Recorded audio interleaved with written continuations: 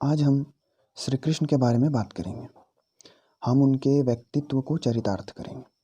उनके व्यक्तित्व के कुछ पहलुओं को हम आपके सामने रखेंगे।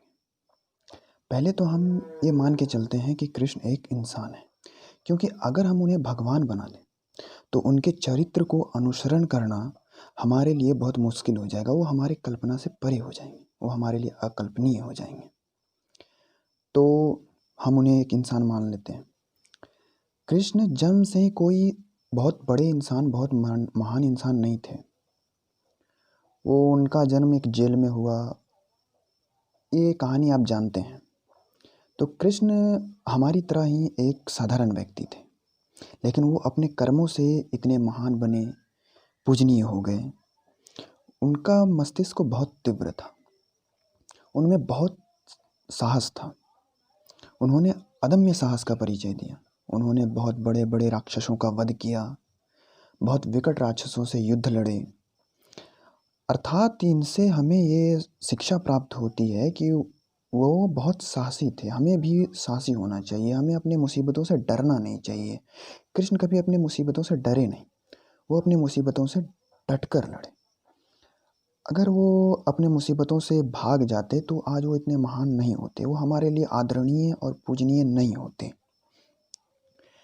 कृष्ण कोई भी काम बहुत ही सोच विचार कर करते थे, जिससे कि वो ऐसे कर्म करते थे जिससे कि उन्हें भविष्य में शुभ फल की प्राप्ति हो। इससे पता चलता है कि वो बहुत ही द्रुतगामी सोच के थे। भविष्य के में क्या करने से क्या भविष्य में घटित होगा, ये वो भली भांति जानते थे। वे हमेशा बल और बुद्धि दोनों का प्रयोग करते हुए पाए गए हैं। इससे हमें ये पता चलता है कि वो परिस्थितियों का आकलन करने में पूरी तरह से सक्षम थे। वो परिस्थिति को भली भांति भांप लेते थे कि कहाँ बल का प्रयोग करना है और कहाँ अकल का प्रयोग करना है।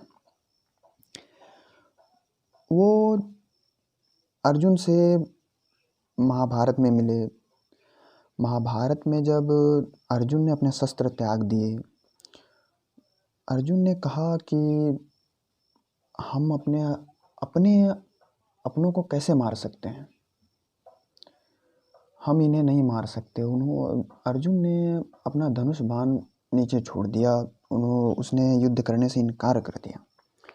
तो कृष्ण ने उन्हें समझाया और इस प्रकार समझाया कि अर्जुन युद्ध करने के लिए तैयार हो गए।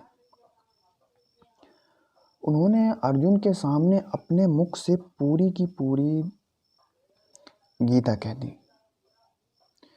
इससे ये पता चलता है कि कृष्ण जो थे वो बहुत ही पढ़े लिखे थे, कुशाग्र बुद्धि वाले थे। उनमें नेतृत्व की क्षमता बहुत अधिक थी, उनकी बुद्धि विलक्षण थी।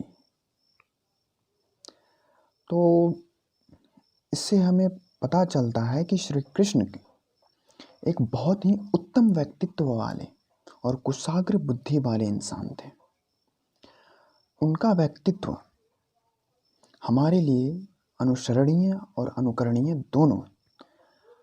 हमें कृष्ण के चरित्र का अनुसरण करना चाहिए, हमें इससे बहुत ही सफलता प्राप्त होगी। तो आज के लिए बस इतना ही। हमारे इस चैनल को सब्सक्राइब करें और करावें, क्योंकि ये भारत की बात है। जय हिंद, जय भारत।